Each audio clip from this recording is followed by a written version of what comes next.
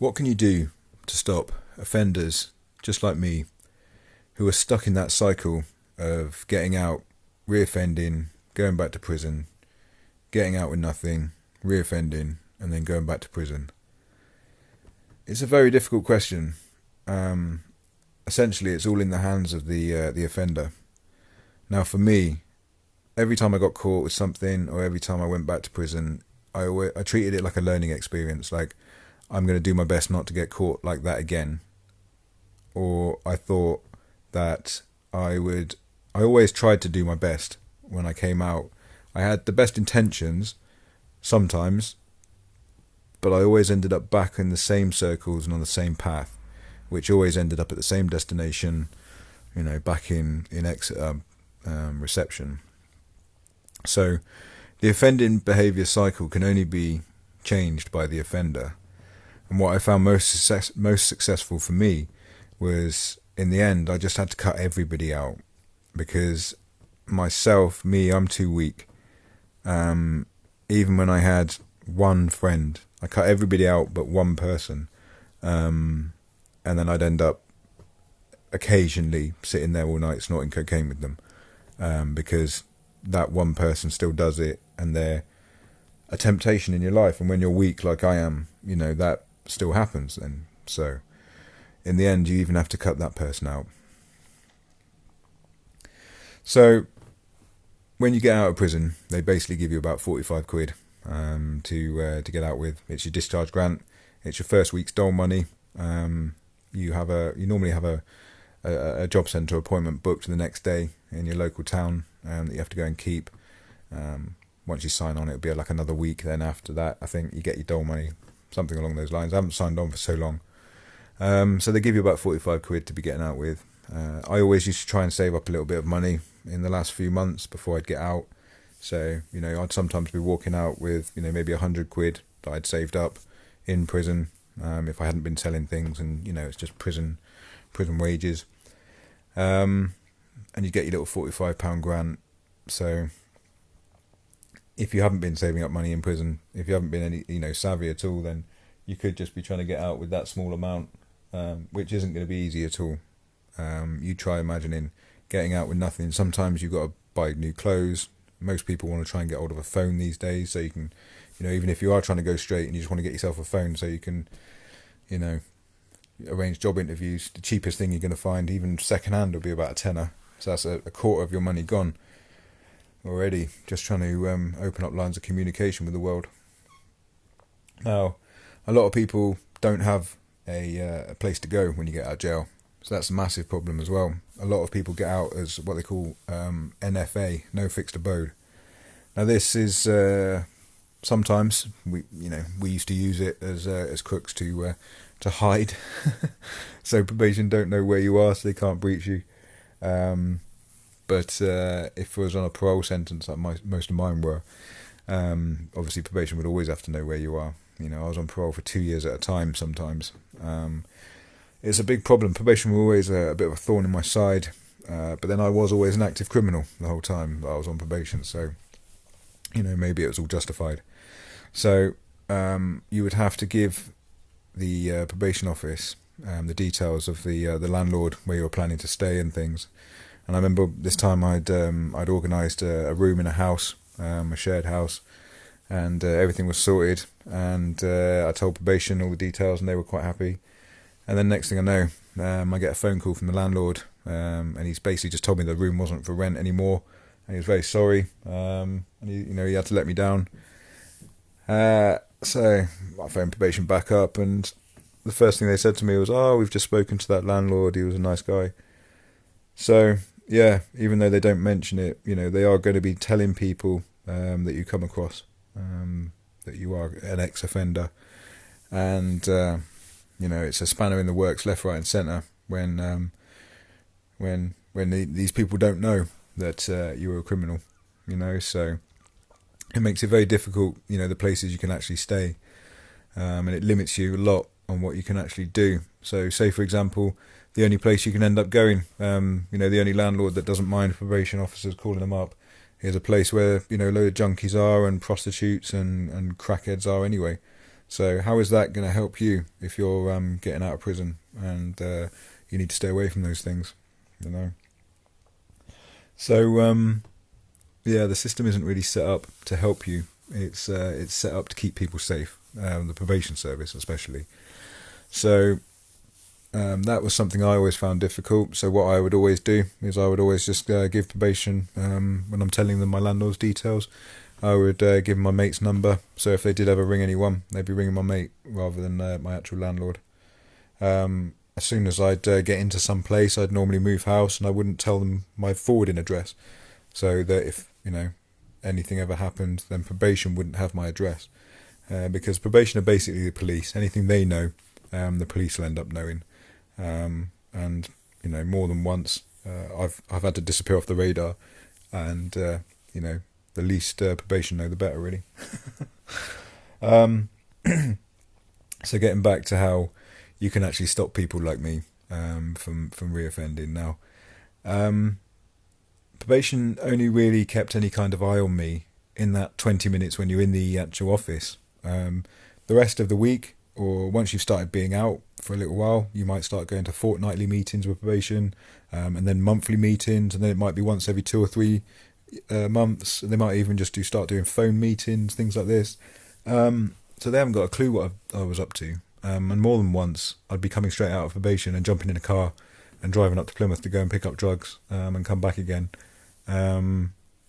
So they the only way that they knew what I was doing is if I actually I was dealing drugs in the office. That's the only real supervision you get when you're out of prison, other than occasionally they turned up at my workplace once or twice to come and sort of spot check that I was working where I said I was, and I was doing what I said I was. But it was a drugs front anyway, because obviously I wasn't living legally. This place was a sunbed shop in the middle of an industrial estate, and we used to sell soaps and things. But it was, we had maybe 2 customers coming in a week. The rest of the time, me and this other lad used to just sit there, and lots of money would go through the books, but very little custom would actually come into the shop. And me and my friend would just sit there watching box sets of Only Fools and Horses. So yeah, it wasn't an honest life that I was living straight away. The only time that I've managed to break the offending cycle and get out of it was when I suddenly had this life sentence hanging over my head. So probation told me that if I'm a threat to the public one more time, then I might be going away for life. So I just had to, when I came out of prison this time, I decided to live a bit more like I was in prison. So I got myself a little telly, I got myself a little Xbox, and I basically just I used to train at the gym that was in the bail hostel, and then I'd just spend the rest of the time either watching telly, or I'd go on some ridiculously long walks for sort of 2 or 3 hours, anything to just kind of keep me occupied, that wasn't doing something that would get me in trouble, basically. So the motivation had to be all within me to want to do it, and it was driven at first by the thought of possibly getting a life sentence, because I knew that every time I came out of prison, I went and did the things I did. It always ended up going the way it went. So I had to do something drastically different, and I didn't know any other way than to just do nothing at all. So for the first few weeks, and even the first couple of months, that's how I lived. I didn't do very much. I'd spend all weekend in just playing old games on the Xbox, watching TV. I'd sit there all Sunday afternoon just watching 2.5 Men on Comedy Central, and just keeping out of trouble, basically, doing absolutely nothing at all. And it was only when I started to loosen up on that, when I started to give myself a bit more rein, that I'd start to go to house parties, and then I'd start to party too much. And it would happen gradually over a few weeks and months, but I ended up just partying too much, and once that starts, you end up just going down that same old slippery slope when, you're basically like me. I like the lifestyle too much. I enjoy the drugs too much, and I can't say no. I was too weak to say no at any time. So it was very difficult for me once I allowed myself to just have a taste of it again. I ended up back down that slippery slope, but luckily I managed to catch myself. I remember one weekend getting a phone call from my mum saying that my gran had died, her mum. So we had to go up to a funeral. So obviously I had to be straight for a few days to prepare for the funeral and things. And I got on my trusty job interview shirt that had seen me through a few courts, and the same old tie, and went up to the Midlands to go and say my final goodbye to my grandmother. And when I came home, my girlfriend, who is now my wife, sat me down and said that she wanted to leave me. She was too upset with the lifestyle that we'd been living, and didn't want it to carry on. Basically, she didn't want to be caught up in this lifestyle that would eventually see me back in prison, and her caught up in everything. So I basically promised her that I would have nothing to do with anything anymore, that we would stop all of the partying. I would cut everybody out that had anything to do with anything, and I would be a different man. So I'd done quite well when I came out of prison initially, when I'd been living quite simply, and then as soon as I'd allowed myself to taste that kind of life, I'd slipped completely back off the rails again. So my girlfriend wanting to leave me was a big enough wake up call then, that I was starting to go on the wrong course, and I needed a correction. And I took quite a drastic correction. Like I say, I cut everybody out, and it was the only thing that worked for me. I managed to stay out of trouble. I managed to stay clean. The only thing I do now is I smoke a bit of weed. It's the only thing that has managed to change my temperament. When I don't smoke cannabis, I find myself, I can fly off the handle quite easily still. And I'm a bit of a bellend, believe it or not. So smoking weed is the only thing that actually sorts me out. So I had a few hiccups along the way. The only thing that can stop someone like me carrying on being like me was self-motivation, discipline, and a complete change of course. Now, once I'd decided and promised my girlfriend that I was going to stop being a criminal, then I started applying for jobs. And this CV's got a lot of holes in it. I obviously didn't tell anybody where I'd been. I just claimed I was self-employed for obviously the massive holes in my CV from, my paper round to to the present day. So I, told them, I put on my CV I was a self-employed carpenter and tree surgeon, because basically that was the only two things I'd ever done, working for the Forestry Commission when I came out of prison, and working in the carpentry shop in the prison. So I fudged around those details, and like I say, I applied for every job going. Suddenly, now that I actually wanted a job, I found it quite difficult to do so. Between October and December, I got quite desperate in the end, and I was just applying for anything and everything.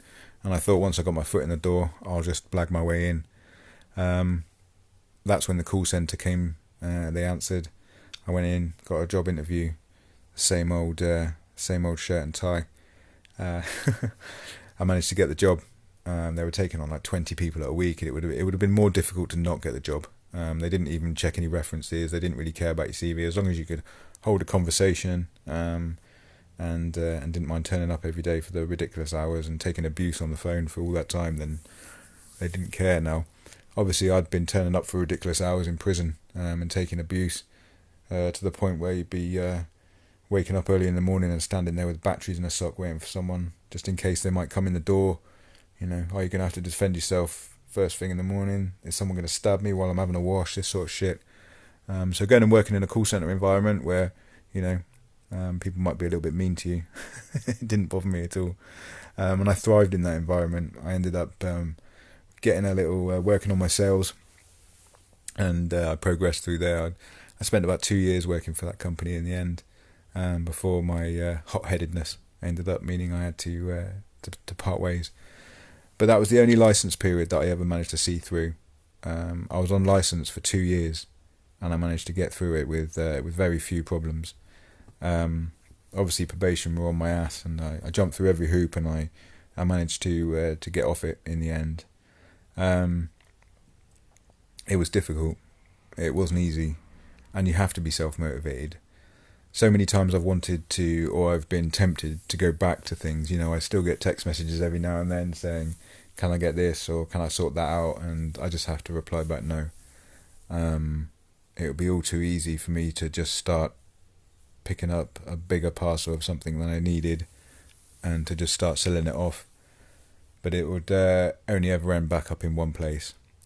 Now, the one time I did start to try and sell weed, because a lot of people at my work sort of smoked weed, so I just thought I would sell them some bits and pieces to make a bit of money on the side.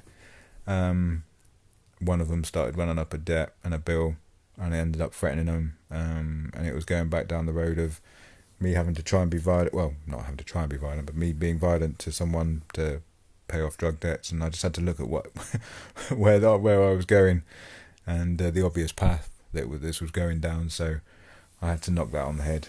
So as much as I'm tempted, and I know there's as much as there's money to be made doing that sort of thing, I just have to stay away from it all, because you can't ever just take the cream without dealing with the sour milk as well. So thanks for listening, and thanks for always as commenting. I read them all. I try and comment as much as possible. So I'll keep making these as long as people keep listening. My laptop's decided to die this week, so I'm going to be trying to type up the book as best I can. But yeah, keep leaving your responses and keep leaving your requests. I'll check them all. Thank you very much.